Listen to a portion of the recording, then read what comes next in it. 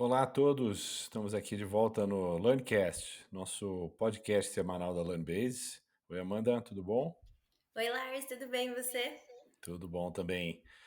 Enfim, hoje é o nosso segundo episódio e a gente, é até bom deixar claro, né? A gente tem alternado nas notícias da nossa newsletter semanal, com o tema mais focado em K12 numa semana, né, ensino básico, e educação em geral, ensino superior na outra. Claro que, tendo notícias relevantes, a gente fala um pouco de tudo, mas essa semana tem o foco maior no ensino básico. Então, a gente vai seguir hoje lendo e, né, repassando as notícias que a gente garimpou aqui, a curadoria da Amanda, para a gente poder falar um pouco mais do que tem, chamado a nossa atenção e do que tem de notícias fresquinhas sobre o nosso setor aqui. É isso, Amanda? Exatamente. E seguindo a vibe da semana passada, a gente trouxe de novo, como prometido, a notícia sobre a China desativando a IA durante o Gaokao, né, que foi no final de semana passado. Então, a gente fez uma pesquisa um pouco mais a fundo para tentar entender como que eles desativam a IA simplesmente, e é muito mais simples do que a gente imagina, né? O governo entrou em contato direto com as empresas fornecedoras de ferramentas de inteligência artificial, principalmente reconhecimento de imagens e respostas, né, buscando realmente evitar aí a cola entre os alunos. Então, o governo entrando em contato com essas empresas, elas desativaram essas funcionalidades Incrível. durante o período da prova. É, Então, muito bacana, sensacional. né? Quase ligar ali na OpenAI e falar, viu, Sam, desativa aí o chat GPT para mim rapidinho durante essa prova. Então foi mais ou menos assim que eles trabalharam. Muito legal. Essa foi uma das notícias que chamou mais atenção semana passada. E vamos falar um pouquinho mais assim para a gente poder entender o que de fato aconteceu e o que fica de, sei lá, lição ou aprendizado para a gente. Mas a gente tem a newsletter para quem não acompanha, mas a gente tem duas seções principais, né? Uma são os destaques da newsletter mesmo, em que a gente acaba pegando bastante coisa assim, peças, artigos e comentários e opiniões sobre os temas mais relevantes do momento. E a segunda sessão, que é Negócios pelo Mundo e Últimas Notícias. A gente tenta trazer um apanhado de coisas mais recentes que vem acontecendo e que a gente está monitorando e que, né, são um pouco mais, digamos, relativos à semana que a gente está conversando, né, do que temas mais perenes, como a gente fala nos destaques. Então eu vou ler primeiro esses destaques que eu estou falando, né? Vou passar por todas as notícias da semana e a gente vamos mergulhar em três hoje a princípio, e se der tempo até falar um pouquinho mais, mas nos destaques a gente colocou em primeiro lugar: a escola digital exige formação docente e uso intencional da tecnologia após a lei do celular. Estou falando um pouquinho, né, dos celulares banidos em sala de aula e, né, recomendações do que fazer a respeito. A Khan Academy lançando o Camigo no Brasil, que é a ferramenta de inteligência artificial da Khan Academy, que eu acho que possivelmente todos já conhecem, ou a maioria já conhece, né? O Sal Khan foi um pioneiro nesse mundo de ensino através de vídeos e, né, de você criar uma plataforma para democratizar um conteúdo de qualidade, né, tudo com a curadoria e o filtro da Khan Academy. Adolescentes pioneiros da IA pedem orientação, revela a pesquisa nos Estados Unidos. Interessantíssimo esse tema. E sem gestão de dados, a maioria das escolas brasileiras mantém pedagogia estacionada no passado. É um fato, né? Negócios pelo mundo, últimas notícias, né? A gente tem esse tema da China desativando o IA no Galcal, que a Amanda já comentou. A gente vai trazer um pouquinho mais sobre esse assunto, que continua quente até a semana passada, que teve a prova, como você falou. IBGE mostra atrasos nas metas do PNE, quer dizer, as escolas, creches, quer dizer, a ideia de universalizar o ensino médio e permitir o acesso ao ensino superior, a gente, enfim, pelas últimas amostras aqui do IBGE e das provas, a gente está com certeza ficando para trás aqui, né, nos nossos indicadores. E a próxima notícia é mesmo um tema parecido, né? Aprendizagem pós-pandemia ainda abaixo de 2019. Né? Notícia da Todos pela Educação, que aliás é uma excelente fonte de notícias do setor e um time muito sério tentando apoiar a educação, principalmente o ensino público no Brasil. Depois, debate acirra a proposta da escolha escolar nacional, um assunto americano, mas muito interessante, como que os políticos americanos estão tentando mexer na forma como o país, os pais escolhem as escolas dos filhos e como é que funciona o processo de matrícula. E a última notícia, a proibição de celulares avança, então, mostrando como que está indo, né, nesse ponto até o Brasil bastante pioneiro, né, mas nos Estados Unidos as decisões são muito mais descentralizadas, então está mostrando que mais e mais distritos e mais escolas estão adotando, e a forma como estão adotando é super interessante. Vamos dar o nosso mergulho aqui. Eu só queria mencionar que a primeira matéria, né, que é a da Escola Digital, que é sobre celular, formação e uso intencional da tecnologia, é uma entrevista no site do Porvir, que é uma excelente fonte de matérias, né, de artigos sobre educação, muito confiável. Acho que, né, quem não segue deve seguir. E é uma entrevista com o Ivan Siqueira, que é docente do Instituto de Humanidades, Artes e Ciências da Federal da Bahia. Acho bem interessante, não vou mergulhar nisso, né? Mas é uma boa entrevista, né, Amanda? Com certeza. O pessoal do Porvir convidou o Ivan para realmente falar sobre essa questão da tecnologia, né? O Ivan que passou aí participou do texto da BNCC da computação, né? Durante o seu tempo ali no Conselho Nacional de Educação. Então, uma pessoa que tem muita propriedade para falar sobre tecnologia nas escolas, veio e trouxe essa entrevista falando como que tá, né? A situação do Brasil frente à proibição dos celulares na sala de aula e o que Uhum. fazer em relação a isso, né? Não só pensar, vamos proibir celulares que a gente resolve o problema. É claro que não. Então, como que o professor consegue lidar com essa situação pensando na proibição dos celulares, mas ainda na necessidade de utilização da tecnologia dentro da sala de aula, né? Então, o professor Ivan Siqueira é uma grande referência, um grande nome aí nesse tema. Traz uma entrevista super bacana para quem quiser ler. Está disponível no nosso blog da LearnBase K12, né? Voltado aí para o ensino básico. E também a gente trouxe o link do artigo original, quem quiser ir lá ver o site do Porvir e assinar a newsletter deles também é muito bacana, inclusive. Boa, que é uma fonte para nós importante de bom conteúdo também. Mas vamos falar um pouquinho da próxima notícia, que é o Khan Academy, né? A Camigo chegando no Brasil. E é interessante que eles estão trazendo, né? Anunciaram, e também foi no site do Porvir aqui que saiu a matéria, o anúncio oficial, entre aspas, né? Do lançamento do Camigo com foco nos professores. Não é isso, Amanda? Exatamente, pensando aí em não só os alunos, né, como o centro do seu processo de ensino-aprendizagem, mas o professor como centro do seu processo de orientação para os alunos, né? Porque a gente não pode simplesmente deixar nenhum ponto de lado, não podemos deixar os alunos de lado, não podemos deixar os professores de lado e não podemos deixar os gestores de lado. Então, a Khan Academy trazendo assim essa oficialização da ferramenta de IA para professores é um passo muito legal aqui no Brasil, principalmente, né, que a gente ainda vê uma disparidade de realidades, né? A gente vê escolas que usam todas as tecnologias que existem disponíveis por aí e estão super por dentro de novidades. A gente tem escolas ainda que estão lutando um pouquinho para colocar essas tecnologias dentro da sua realidade. Então, é muito bacana de ver o Brasil se tornando também parte dessa história, né? Parte da história da revolução tecnológica que a gente está vivendo. E é muito bacana os dados que eles trazem, né? Que a gente já tem vários alunos sendo beneficiados com essas ferramentas, né? Vários alunos tendo todos os benefícios necessários da tecnologia sendo usada em prol da educação, né? E não contrária à educação, como muitos ainda acreditam que a tecnologia é.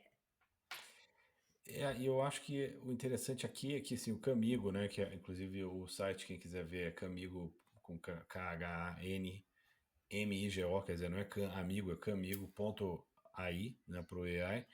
Mas eu acho que o interessante aqui é que, como a Khan Academy é uma organização sem fins lucrativos, né, eles sempre têm essa pegada do gratuito. Sempre tiveram apoio no Brasil desde o lançamento deles, acho que há mais de 10 anos que eles lançaram a mesma plataforma de conteúdo deles, mas a Fundação Lehman, eu lembro que traduziu todo o conteúdo para português, mas a ideia é deixar gratuito. E E agora o lançamento para professores, se eu for olhar, de novo, 100% grátis, né? Mas tem um foco grande em ajudar o professor a ganhar tempo para criar seu conteúdo de sala de aula, né? E fazer algo mais engajante, melhor. Então, realmente como a gente já previa, né? Já imaginava o potencial de IA, é uma turbinada no professor aqui, em termos de capacidade de produção, de engajamento. Você vê, tem aqui plano de aula, perguntas de feedback, uh, gerador de perguntas. Então, você tem muitas ferramentas muito poderosas aqui para o professor de forma gratuita. Então, acho que essa é uma notícia super relevante, super importante e que eu acho que tem impacto também no mundo das edtechs, porque eu acho que existe hoje uma corrida para disponibilizar o tutor, né, individualizado, existe uma corrida para ajudar o professor, mas em geral são edtechs que estão buscando um modelo de negócio sustentável e cobrar por isso, né? Então, eu acho interessante que o Amigo não só ajuda o ecossistema, né, o alunos e professores, mas ele traz um lado curioso de quase que tirar a oportunidade do mercado de algumas edtechs que estão agora levantando capital para isso. Então, no fundo, é isso. E, bom, enfim, essa é uma notícia super bacana. A gente coloca, né, no nosso newsletter o link para, né, você pode ler a matéria no nosso blog, na maior parte das vezes, mas agora a gente coloca também o link para o artigo original na fonte, tá? Então vocês podem ver como achar melhor ler, tá? O outro assunto que eu adorei aqui, que é essa matéria do EdSurge, né, que é também uma das principais referências para nós aqui de conteúdo bom, que em inglês fala AI is still an unknown country and teens are its pioneers. Interessante esse conceito, né? Falando que ainda é tudo muito novo, mas quem está, né, sendo muito pioneiro nisso são os adolescentes, usando de maneiras diferentes, né? O próprio Sam Altman da OpenAI já mencionou que a geração nova usa de uma forma diferente IA, mas o EdSurge fez uma pesquisa com 1.510 adolescentes de 9 a 17 anos para entender como é que está sendo o uso, né, Amanda? O que você tem para mencionar aqui de interessante desse artigo? Falando desse tema que realmente é extremamente interessante, é a ideia de compreender que não existe um vilão da história. Como muitas fontes acabam tentando encontrar um vilão para toda essa revolução tecnológica, toda essa falta de controle de dados ou de acessos das crianças à tecnologia. A bem da verdade, quando a gente fala de educação, é que o vilão da história é o tradicionalismo. É um tradicionalismo que não encaixa mais no atual cenário da educação, não só aqui no Brasil, mas no mundo. Né? A gente está falando aí de maior número de acessos de adultos, crianças e adolescentes, só que quando a gente está falando de educação, esse acesso para eles, né, para as crianças, para os adolescentes que estão sendo aí não só os pioneiros, mas os protagonistas de todo esse avanço tecnológico, é que não está sendo direcionado. A entrevista que o pessoal da EdSurge fez com mais de 1.500 crianças e adolescentes foi exatamente entender quanto eles usam a IA por dia, e só 7% diz que utiliza, então a gente já consegue ver aí. Diz aqui 7% usa todo dia. Essa é a história. A maioria usa em ferramentas de busca mais do que em chatbots. Interessante isso. Exato. É. E em contrapartida, a gente vê nos dados, por exemplo, da OpenAI, né, que o ChatGPT já ultrapassou a Wikipedia em relação a buscas de informação e buscas de fontes, né? Então, o pessoal já está deixando de pesquisar no Google e pegar uma fonte da Wikipedia e já está indo direto para o ChatGPT, por exemplo, fazer algum tipo de pergunta. Mas essa não está sendo a realidade das crianças. E isso foi, claro, uma pesquisa feita nos Estados Unidos, mas a gente pode acabar extrapolando isso para a nossa realidade aqui no Brasil também. A gente está tendo crianças que com 2 anos de idade já têm um celular na mão, mas o que elas estão fazendo com isso? O que a gente consegue fazer, não só enquanto educadores, né, pensando assim, mas enquanto pais. A pesquisa também foi atrás dos pais, né, em relação a isso. Olha que Então, legal. eles em si já admitem que eles não dominam a IA completamente. Então, para os pais, é difícil direcionar as crianças na utilização adequada da tecnologia nessa questão desse meio da educação. Então, o EdSurge traz aqui também algumas opções de como fazer, não exatamente um controle, mas um direcionamento das crianças e dos adolescentes frente a esse avanço tecnológico, né? Então, usando sistemas de cores, azul, verde, amarelo e vermelho, na ideia de tentar filtrar o que eles estão acessando, o que eles estão buscando, um conselho safe chamado aí de seguro, responsável, justo e eficaz, servindo de bússola para os educadores dentro da sala de aula. Então a gente pensar que a tecnologia ela não pode ser tratada como vilão da história. As crianças não podem ser tratadas como vilões da história, na ideia de que eles só usam celular hoje em dia, mas realmente entender como que a gente consegue casar tudo isso em benefício da educação. Que é exatamente isso que a gente está fazendo aqui, né? A gente buscando filtrar tudo o que está acontecendo, entender o que está acontecendo e trazer o benefício sempre para a educação num contexto geral. E outra coisa que eu achei legal é que ele fala que a maioria dos adolescentes tem uma boa, ele chama de bússola moral, né? Quer dizer, eles sabem que algumas das coisas que eles estão fazendo podem ser consideradas ou não, né, antiéticas, então eles próprios estão navegando dilemas éticos complexos que ninguém tem a resposta ainda e carentes de orientação. Então é isso que você está falando, né? Como é que a gente vai canalizar isso para o bem? Mas ele fala que eu acho que é uma coisa que preocupa todo mundo, né? Que o impacto que está tendo na IA é realmente num momento muito crítico da vida de um jovem. Então, quase que tem uma certa urgência para a gente falar desse assunto, considerando que já está tendo impacto, né? Então, acho que o mundo inteiro está tentando se mobilizar, mas ninguém tem a resposta. Então, no fundo, quase que é um alerta de que qualquer tipo de guia ou orientação é melhor do que nenhuma, mesmo que ela precise ser revista. Talvez Exato. seja um pouco essa a conclusão aqui, né? Em vez de esperar para ver o que vai acontecer, o que os outros vão fazer, a criação de regras e a criação de alguns guidelines, mesmo que, né, algumas orientações, mesmo que preliminares ou sujeitas à mudança, acho que já ajuda a dar um pouquinho mais de clareza para todo mundo, né? Acho que esse O é o ponto da importante é dar o matéria. primeiro passo, né? O importante é as escolas entenderem, as escolas, as redes de ensino entenderem que tem que dar o primeiro passo. Depois do primeiro passo, a gente adapta conforme necessidade, mas o primeiro passo no direcionamento dentro e fora da sala de aula, né? Falar com os professores como lidar, com os pais como lidar, com as crianças como lidar, aí a gente vai adaptando conforme a realidade de cada um, mas esse primeiro passo ele é mais do que essencial. Por último aqui, meu último ponto interessante do artigo, uma frase que eu acho que tem tudo a ver, é dizer que professores já têm muitas responsabilidades, então, abre aspas, pedir para que eles se especializem em uma tecnologia que, no fundo, nem os desenvolvedores dela entendem direito. É um pouco.